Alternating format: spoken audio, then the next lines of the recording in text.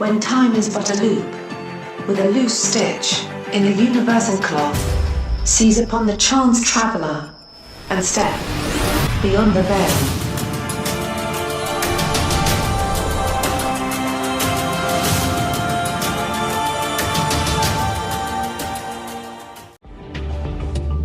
Growing up, one of my favorite movies, or movie genres, I should say, were movies where the individuals either created a civilization on Mars or they were creating a civilization on Mars. I'm thinking of a couple of different Mars movies. There's one called Mars, which was pretty interesting in itself. And then there was another one with Val Kilmer about astronauts that have gone up to terraform Mars, and they find these dragon-like beings that are there. There's an AI as well that goes crazy. And they realize that Mars has already been terraformed and that they were eating the algae, and that's how they were surviving. But it's always been a fantasy of, I think, most people out there to see a time when we actually travel to Mars. NASA keeps telling us, oh, it's just around the corner. It's just around the corner. And maybe they'll actually send a manned mission to Mars. However, could they actually already be sending people to Mars? Could they have already colonized Mars? And if so, is there a more efficient form of transportation than to put somebody on a rocket ship and blast them off into space? We've spoken with Andrew Bashago on many different occasions in the past, and he is not only an attorney, but a Project Pegasus whistleblower. He claims to be part of manned missions to Mars, except the form of transportation was actually teleportation instead of by rocket ship. And just a few weeks ago on the broadcast, William Whitecrow, who is a dear friend of ours, shaman, seer, healer, and teacher, he came out and disclosed that he was actually part of Project Pegasus as well. Now, it's very easy to dismiss Andy by himself, but as time progressed, others started to come forward, like Laura Eisenhower, the great granddaughter of Dwight Eisenhower, the president, who also claims to have been part of this Project Pegasus, Project Mars operation, and a few other whistleblowers as well. So when you have so many people saying the same story, you really have to pay attention to it. In a court of law, that would be considered proof beyond a reasonable doubt. If you have 5 different witnesses testifying to the exact same event. So it's worth paying attention. And William has held back the secret, even from us here on the show, on a personal level and professional level as well. And I don't think that he's disclosed this to anybody else. Now, he did disclose it for the first time here on this broadcast, but we didn't get a chance to get the full in-depth story like we're going to get tonight. So I'm really looking forward to walking down this path and taking you on this journey, which is the journey to Mars. William, how are you doing, sir? Yeah, you got me now. We've got you now. Excellent. So, William, yeah, I was telling the audience about your participation in Project Mars, Project Pegasus, and the fact that you've kind of held this secret for quite some time. I mean, I don't think you've ever talked about it until a few weeks ago here on this show for the first time. So I guess the first thing to ask is, what made you feel like now is the right time? And then after that, I want to take the listeners through that journey and take them all the way to Mars themselves. Okay, sure. Well, the first thing okay, I'm going to have to go back a little bit here. The first thing, I heard about Andrew and everything, talking about the time travel and everything like this, and I pretty much recognized him right off the top in the 1970s when I trained him and actually almost made the point to contact him at one time, and I didn't. I've kept this secret for so long that it's been a burden, really, certain things you want to say, and you tell people out there, listen, you need to know the whole picture, not just the shaman aspect, but the whole picture. And people don't really look at the whole picture. They'll look at part of the picture and think it's the whole picture, but not the whole picture. And then one day, one of these producer friend of mine is downtown here. Andrew went to his house several times, and then Mark McCandlish. He had talked to Mark McCandlish about doing some artwork for him too, and everything Andrew did. And we were supposed to meet, and something happened, and we didn't get a chance to meet. It was like I took a breath, because there's a lot to this emotionally and everything. And then one day I'm sitting at my house, and somebody drives up outside my gates, and I turned around and looked, and I left my gate open that day so that people could come in. I didn't know, usually family or friends, because I live so far out in the country that we get very few visitors, very few. And I seen a vehicle pull in. It was this producer friend of mine, and I looked, and I said, well, wait a minute, what's he doing here today? And my wife is here and everything, and she goes, okay, well, I just told her, tell him come on in and sit in my shop area. I got a shop, it's kind of like a garden/shop area in my compound. So we let him through the main door and get past the fence into our compound. And they sat down, and I looked out the window, and I seen Andrew walking through the gate with this producer heading to this glass table area I have set with plants around it and everything. I really like nice settings, Mother Nature. And then when I looked out the window and seen him, I actually got a cold rush, just like one of them oh shit moments, I guess that's the best way to put it.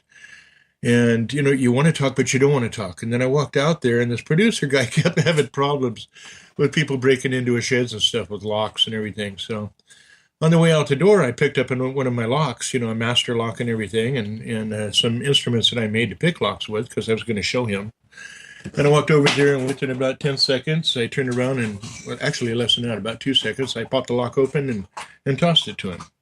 And I said, there's your problem with security. And Andrew's watching me all this time, and he's just smiling, And I'm like, I look over and I go, hey, how you doing? And he goes, long time no see. And I go, yeah, I know. And the conversation went on from there, and we just went right into, the programs, the jump rooms, everything. I mean, it was just like, two old friends hadn't seen each other in 30 years. Well, put those two together. And it felt good. To talk to him. And I told my wife, I said, this is Andrew. And she goes, what? And I said, the Mars guy. And that's the best way to explain it. And she goes, oh, okay. And she went doing about her thing. Well, Andrew and I were talking for a while and about the program and about the training. And I kind of chuckled because I was his instructor for, hand-to-hand stuff and a few other things. The psychology of what he was going to be getting into once he jumped to other areas, if he was chosen in those programs later on to go there. But usually when I train somebody, they end up in those programs anyway and going there. And he's one of the others that I worked with. But anyway, he came up with some information that nobody else could have known without any coaxing from me or anything else. He mentioned a particular woman, a particular name, height, color, hair, everything. And my wife started getting tears. She started kind of breaking down. I says, hey, listen, man, this is okay. This is okay. I'm not going to go back into this situation, programs, this, that. And she goes, what was the reason? What's the meaning of this, And to me, it was just like, I guess it's time to come out. Wow. So we're going to go break, okay. She must have thought that they were there to recruit you once again. Very interesting. We'll be right back. Now, William, I'm picturing the scene here.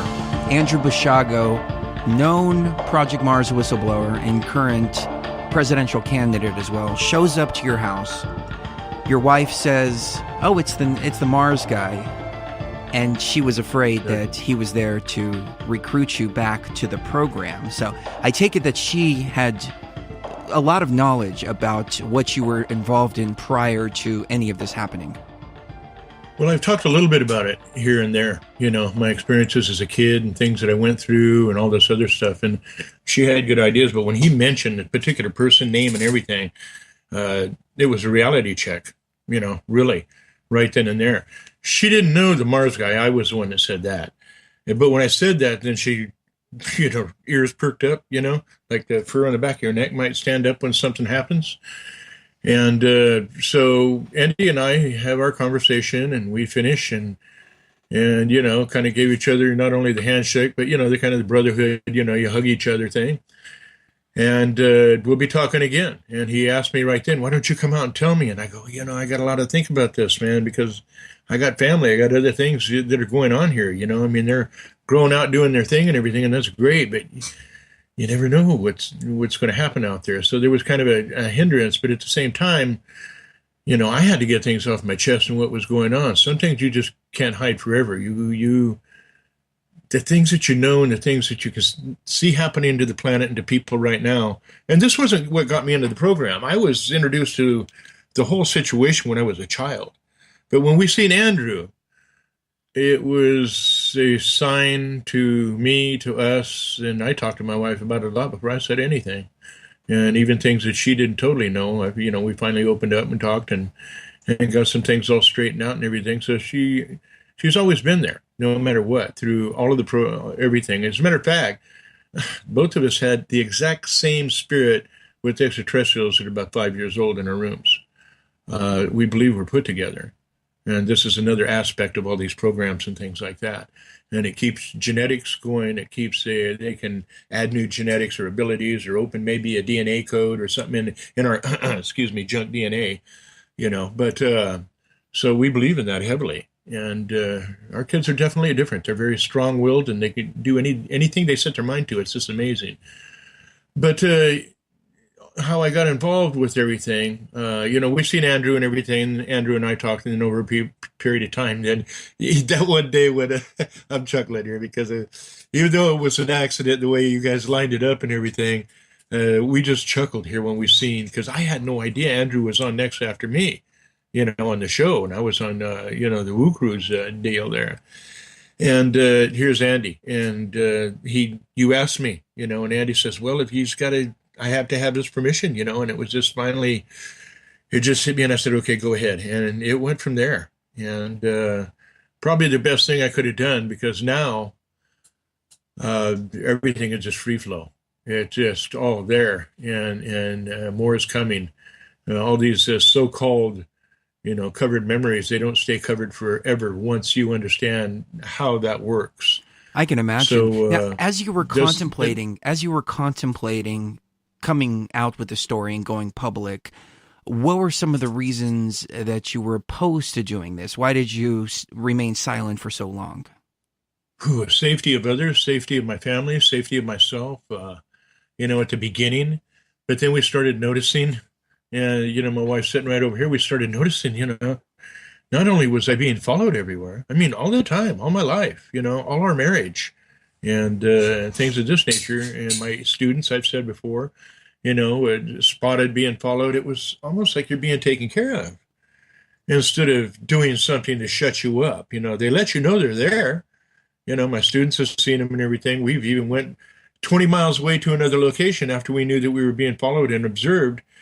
And I'll be darned if 15 minutes after we parked, they come zipping by, realized we recognized who they were, jumped on the gas and took off. This is normal. You have to get used to this. Wow.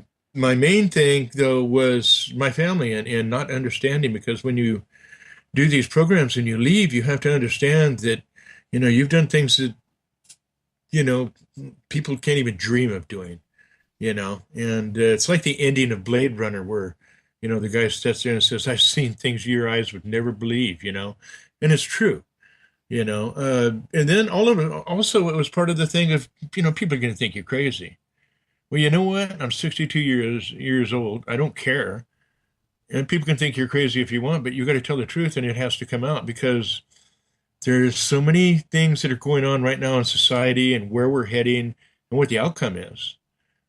That these programs that are taking place right now might be the only thing left to really pull us out of some bad times that we're heading towards if we keep going the way we are. But like I said, that wasn't the beginning of how I got into the programs. It was just, but that's what kind of kept me. I didn't want my family involved. I didn't even want my family to know. I hid this for all my life, and at times you sit there and you might have tears or things of this. You don't quite understand why, but it's because, the things you went through, you suppress all this stuff, and it comes out in certain ways. And usually you're psychologically, you start going, okay, man, am I crazy? Did this really happen? And then you find out, no, this is reality. And then you go, you know, when you finally put all the pieces together, the memories aren't blocked anymore, and you can see what's going on. Then When you first joined the military and you were during the early parts of your service, what were you doing and what projects were you assigned to? That way we can kind of get a picture on how the recruitment happened and get to where you are now. Well, I'll tell you the truth, Chris. All that happened before the military. You know, they don't pick us in the military. I mean, they do take us out of the military, I will admit that. But they pick you long before that when you're a child, very young. Wow. And you start having it, and it isn't the military that does it at first. The My Lab is a secondary part of it. That's the interesting thing. If you've had any type of experience with the others, I'll call them visitors for the show, but it's just for namesake, so we don't get things mixed up. But in the program, it's the others. So anytime you have a contact or an abduction or interaction with these others, visitors, you're also going to have the My Lab thing kick in on you too, because they want to know. They want to be part of this program.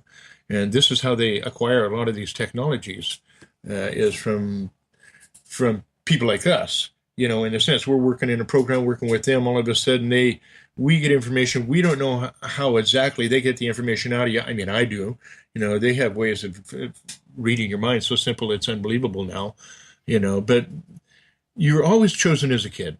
Okay, and I come from an Indian reservation and a family where my dad wasn't there much and my mom was there, and I traveled here and there. But my main experiences started when I was probably, oh man, I'll have to say 6 years old, in between 5 and 7 years old. I started noticing things.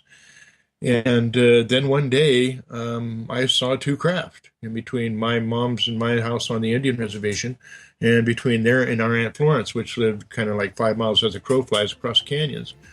Two craft, and I seen them, and I went, oh wow. And you could literally see every once in a while like that really light blue, baby sky blue beam come down, hit the ground. Well, that begs the question, William, if the others chose you or if the others were watching because you were already chosen.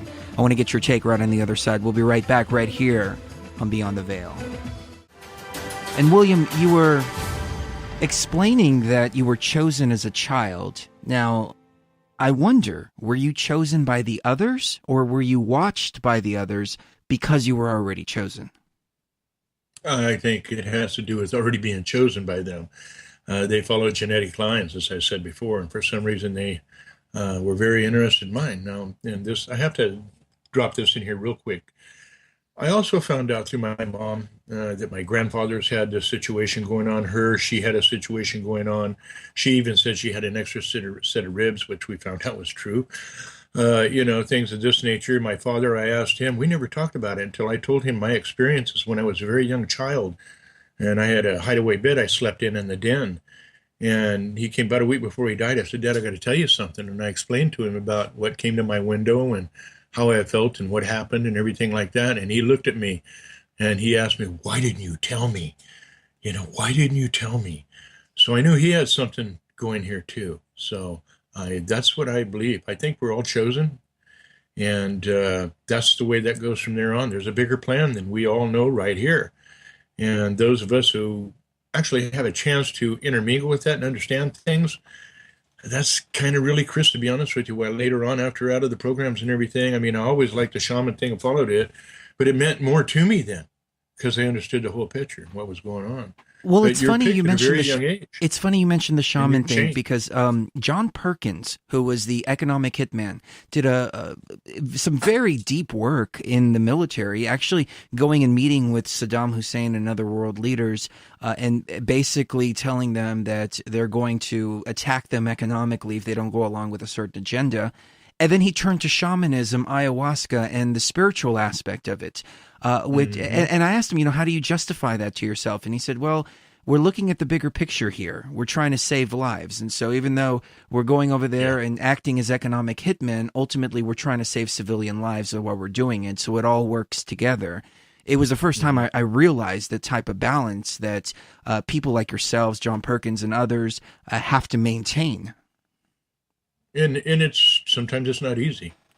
What do you do if you know that there's going to be a war and hundreds of thousands of people are going to die and there's nothing you can do, you know? But you know that because this is going to take place, that the needs of the many are going to be met. It's a hard thing to distinguish. It's a hard thing to. That's why you just during those times follow your orders in your heart and do what you got to do. And in the beginning, you do things because that's the way it is. When I was being trained and I guess you could say downloaded, because that's a lot how a lot of the training goes at a very young age as children and everything. So when you get to the military and then you join the military and you meet some special person like Sergeant Simon, Simmons is his name actually, and then everywhere you go in the military, he happens to be there. These are your people that are kind of bringing you in and showing you what's going on. You already have all this training before then. And that's why when a lot of these people in these programs, when they're young, they have a hard time with regular school. They have a hard time with normal society because what do you think it's like jumping between different worlds and different programs? If you're going to be trained in an off-world situation, what better place thing to do than take you in an off-world situation so you can be trained? And, AI, all this stuff, it's been around for a long, long time. So your training just isn't in the classroom. It's real time, in real situation. Same thing as, let's say, Recondo School in Vietnam, training under fire.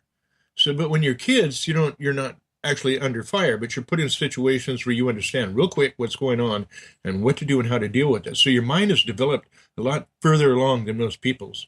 So most of the stuff that's happening in this human world is very boring. Wow.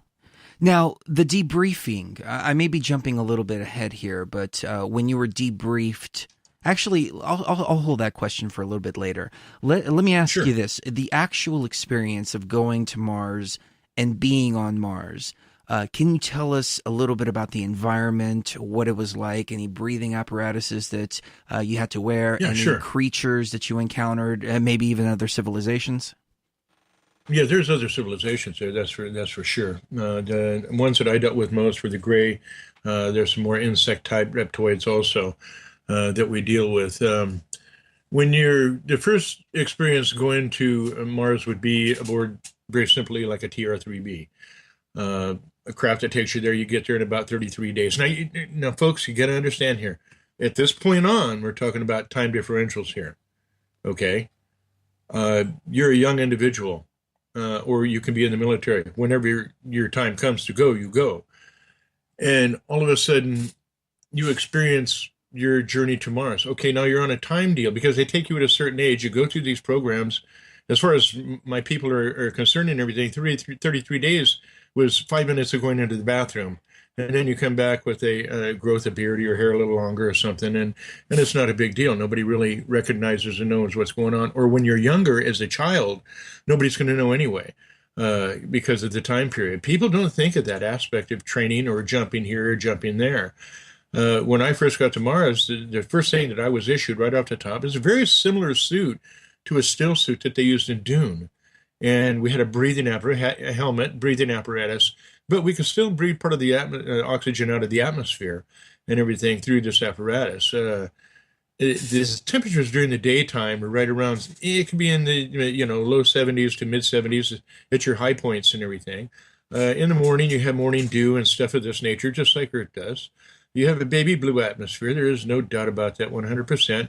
And there is the remnants of ancient civilizations that were there. And part of it is because of planet bombardment when the other planets broke up. And the other aspect of it is the war that they had, and that's hooked in with the war in heaven. But that's a whole other aspect in itself right there. The situation with the Greys, they've always been here. They're part of the program. We are part of their program. And we have been traveling basically with them for a long, long period of time. A lot of people have no idea that a long time ago, you go back in time, there was a war on Mars, and humans were involved in that war. We've been around for over 400 million years, but most people won't not even begin to look at that aspect right there. And that's just from what I know from jumps that I've made and everything else. Mars, there is several different species there right now. We do have several compounds there. As far as a million population and stuff like that, I'm not going to say that because I never seen a million people because I never worked in those realms. I worked with the small groups, making sure people were situated, helping set up camps. What I mean by that is set up the small dome structure, how do you say that? Quonset hut type situations, and hooking them to tunnel systems. So you go into your Quonset hut first, then you go down inside. That's just like we'd make an Iron Mountain. You have that concrete facade. Well, they do the same thing. So down there, with Andrew's situation and everything, yeah, there was things that we had to blast and take care of. And these can be in the different time sequences and sections that we were there. I haven't talked to Andrew in depth about anything after that point in time because I was working on other missions from then too, and some of them were helping people here. Fascinating. I do have to say one thing about the TR-3B Astra. We were at the lake one time in Dallas fishing in the middle of the night, and I saw one of these in the sky. It wasn't flying very high. It was actually very, very low, and it seemed to be moving 35, 40 miles an hour. We run out to the car to try to grab one of the cameras, and it took off a little bit. It was still moving, but it was moving beyond our sight at the time. So we get in the car, and we start chasing it around, and I can see it very clearly, and I'm trying to get a good shot of it, and all of a sudden, it just takes off. It doesn't disappear. It literally takes off at very, very high speed. It went from 35 miles an hour to who knows how fast it was going. But I could see one of these things getting to Mars in 33 days. From what I hear, they can move pretty fast. We'll be right back.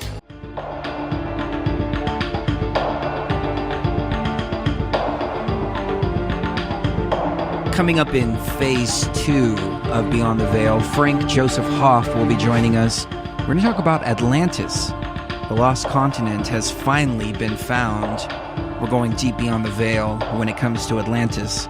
Now, I think that goes hand in hand with what you were mentioning just a moment ago, William, that mankind is actually 400 million years old. I know that they found artifacts which they claim are 300 million years old, and that seems to be right around the date of Atlantis, the lost continent of Atlantis. So that's going to be really interesting to speak to Frank Joseph Hoff about. Now, back to the story on Mars, William. First of all, you mentioned 400 million years, as you said earlier. Any insight into Atlantis? I mean, maybe we can touch upon that here for just a moment. Best thing I can say about that is it was part of a civilization that came here a long time ago. And what happened is they turned around and kind of like we're at right now, let their technologies and some of them their bad ways turn around and override what could have been a very, very positive, good situation. There are some stories. They destroyed themselves. There's some stories to suggest that the Atlanteans actually came from Mars and they landed here, waged war against the Lemurians. Mm-hmm. Exactly. And but the thing about this, we want to realize that, these are different time periods that people have jumped to, to find information out. There's something I want to say here, and it's very important for people to understand that the time jumps and everything have also been used to turn around and look at our futures and see what's going on. The breakaway civilization is real as the skin on your body. And there's nothing anybody's going to do to stop that or anything. And they're so highly advanced, it's literally unbelievable. Once you're in the programs, you're never out of the programs. That's why my wife was kind of worried there, what's going on here, And I always wondered too, because she's always told me, I wonder when they're going to get that phone call and they're going to say a certain word to you and you're not going to be here anymore, And that's something to think about. That's another thing that, but being the shaman that I am and everything, I've had years to practice to understand and see all the aspects of what's going on. What we have to understand is the reason that this program is going on right now, too, is because where their planet is heading. And I've seen this, and we've also saved some people on this planet from premature death. And the reason that was done so certain technologies could come out now to help humanity. That's what I'm pondering as you're speaking. this breakaway civilization, is it necessary to the survival of the human species? Because we seem to be on a path to destruction right here on planet Earth, with the BP oil spill, Fukushima, many other disasters. It seems almost as if they know there's a doomsday, or there's a countdown clock they're working towards, and they're trying to get as many resources as possible for this breakaway civilization. Some people speculate that this is an underground facility, while others speculate that this is off-world. Some even speculate that it's on the moon too, or maybe they have several breakaway civilizations and several layers, a continuity for mankind. Now you're talking. I like what you said, several layers. That's the key thing right there. It's one breakaway, okay, that's working with the ETs. It's a definite. Some of the people that have disappeared, from microbiologists and scientists and stuff, or who have all of a sudden mysteriously died, or things like this, and all of a sudden there's, you don't hear much. You hear about it one day and then you don't hear anything else. Some of these people have been offered to enter these programs. And if you're entering into the program, then your genetics is guaranteed also to continue on. There is no doubt about that. The grand experiment of mankind, we've done the same thing that we did when the Anunnaki were first here. We got out of hand with them, and they turned around and wanted to destroy us, and Enoch saved a lot of us. Okay, well, there's several genetic lines that they are following. Now, where mankind is right now is exactly the same place that the Anunnaki was a long time ago. And I know this to be fact. This is no games here. Where the Anunnaki was when they first came here to begin with, gathering resources, because their technologies, they went so far that they screwed things up. And what are we doing right now? They came here to get gold and things to put in their atmosphere, besides the monatomic. And what are we doing right now? Putting things in our atmosphere. Right. Think about this thing. All of a sudden, we've come full circle. We're following their blueprint. Now is at the point. Yep. And also, even the description of our ancients, of the technology of the rockets and everything, to today of the ancients that they had. Now they have craft that'll go a million miles an hour, shall we say, in the blink of an eye. As well. Back then, they were using rockets and stuff. You look at the different descriptions in the Bible.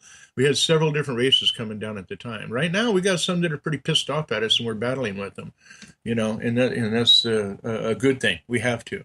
If we hadn't been, then mankind would be enslaved 100% right now. Fascinating. I would say mankind is enslaved 100% right now. We it just is, don't realize it. I'm talking about something beyond what we're even thinking about enslavement right now. Well, I've often wondered as well if all of these earth changes, the man-made earth changes, the spraying in the sky, the radiation, if they're actually terraforming the planet for something else to enter. Now you're getting it. I was sitting here holding my hands up to the wife. Yeah, good question. Okay. You're right. A long time ago, there was a mission, except where it turned around where 10 of our astronauts had went to another world. 2 of the individuals stayed there. Several died during the mission, and the rest of them came back. Well, the ones that came back died off. And part of that reason because the radiation levels on the other planet. But that planet where they went was very hot and everything else. And this is what I was told right from the very beginning, that our planet's being terraformed, not for us. But they're making genetic manipulations within the human race right now. So some are going to be able to survive during those times. That's where we're headed. That sounds chilling. I wonder how far away off their plan they are. It is. But you know what's interesting? Our genetics are still there. We're still humans. We're just modified. And that's happened throughout time to this very day. And I can't help but think of Monsanto, genetically modified organisms. If it isn't necessarily to genetically modify the plants to create better crops, but rather to genetically modify the people that are eating them. That could be part of the problem. I haven't been into that aspect of it. I've heard something along that line, but I was not, disposed to really know much more than I knew. We have some people that are on this planet right now that can make a big difference. They have to understand who they are. They've been watched over. They've been protected. And see, this is something, Chris, that I have to tell people out there. just because you have an abduction experience and everything and things like these, it's not all negative. Maybe your conception or understanding of it is this: once you see the whole picture and understand what the whole program is going on and why these things are happening, then you go, oh, I understand now. You may not feel good about it because of our concept and the way we see things today, but the bigger program shows that humanity is going to continue on no matter what happens here on this planet, World War III or what. And that is an event that they're getting ready for as well. That's a whole nother discussion. William, we have about a minute left in this segment, but I do want to keep you for the TFR exclusive segment coming up in just a moment. Give us your websites and tell people what you're working on, where they can find you. Website is williamwhitecrow.com. You can also get me on Facebook. I hadn't put any of this stuff up yet, but I'm going to a lot of it now that I finally come out. And I'm working on the project right now, my book, Earth Time Chronicles. It's almost totally done. I've been thinking about changing the name, talking about exactly what we're talking about right now, what is happening with our planet, where we're at right now, and the possibilities of where we could be if we take these technologies we have right now at our disposal and use them to not only make things better, but learn how to adapt to the coming world that we're going to be living in the not too distant future. Fascinating stuff. And I think you are the tip of the spear, William, when it comes to helping people prepare, understanding what's going on in the world around us on a spiritual level as well. I think as a shaman, you're able to see much further than and in a more well-rounded perspective as well. And so we really, really value having people like you. Stay tuned, ladies and gentlemen. We have much more coming up right here on Beyond the Veil. We're going to get into Atlantis. Has it been found? We'll see.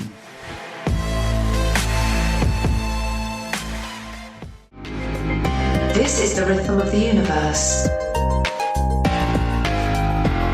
This is Beyond the Veil.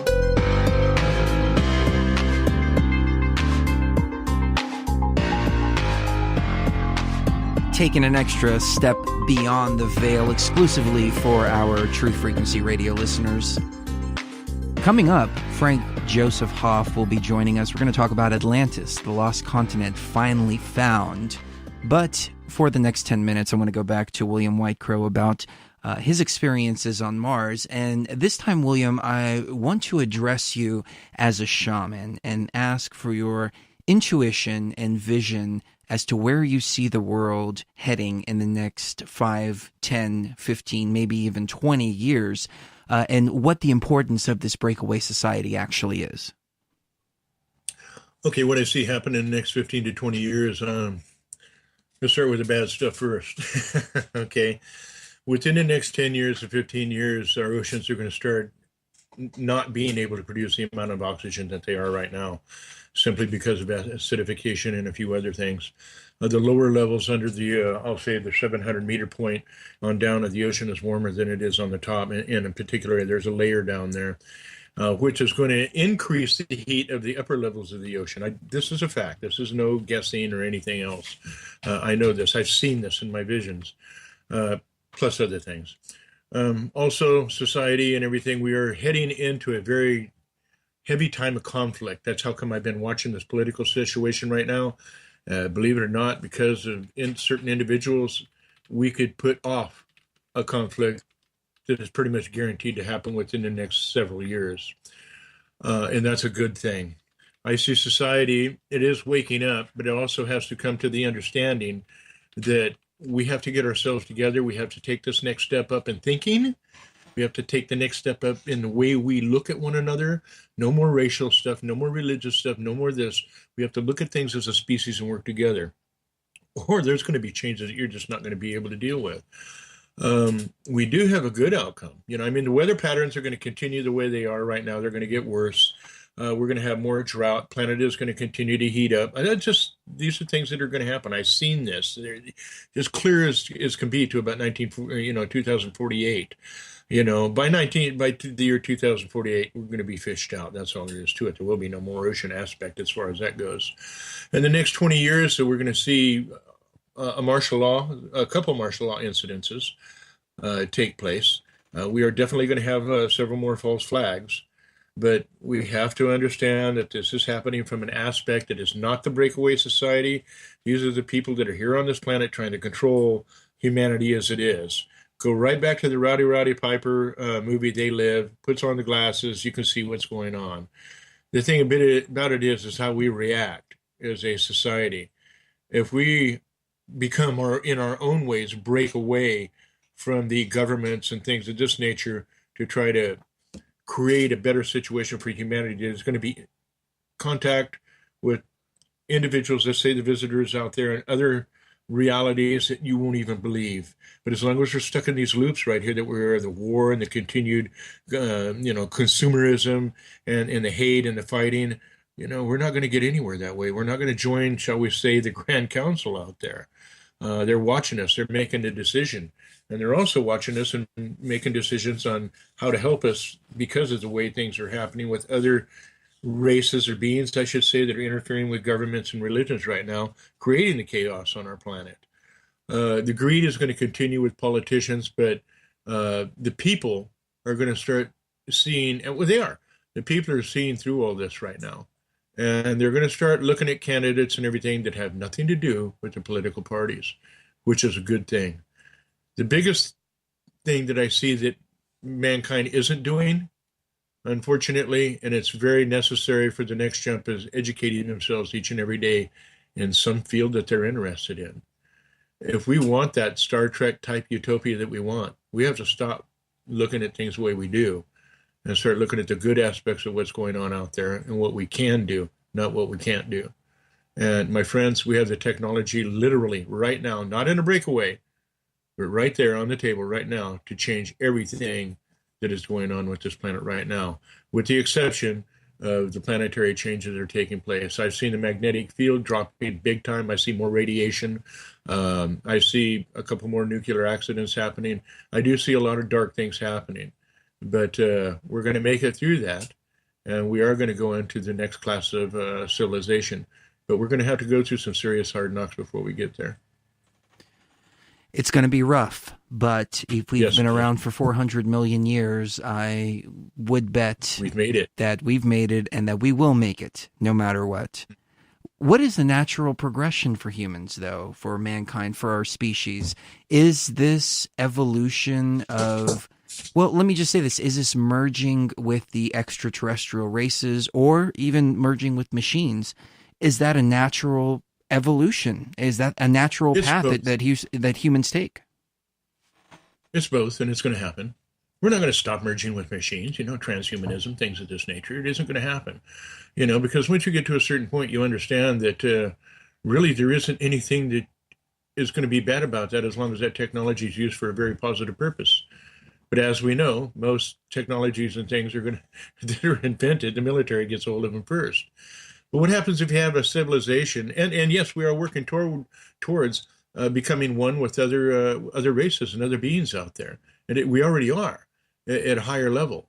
We just need to get to the point when our civilization, this is the key, starts acting the way we need to and stop following all these insane politicians, and that's the best way I could put it, because they're the ones keeping everybody in the loop.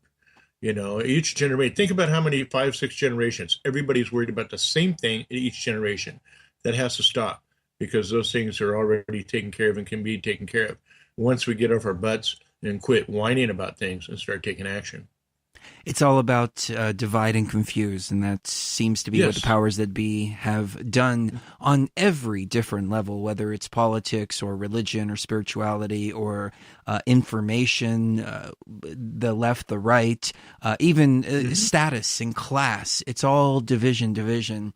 It's not until we unite together as a humanity that we're going to be able to realize, first of all, that we've been enslaved, and second of all, that we do have the power to break free of it. And we have to also realize that there's not a long time period going right now. Everything is happening faster and faster and faster planetary-wise. The full locust effect is happening with the people of the planet right now. And that's my term. I use the locust effect. We start getting shortage on food, water. We start fighting racially. We start doing these things. All of a sudden, we're rubbing closer together. And then chaos happens. And that's proof with what's going on in the world right now.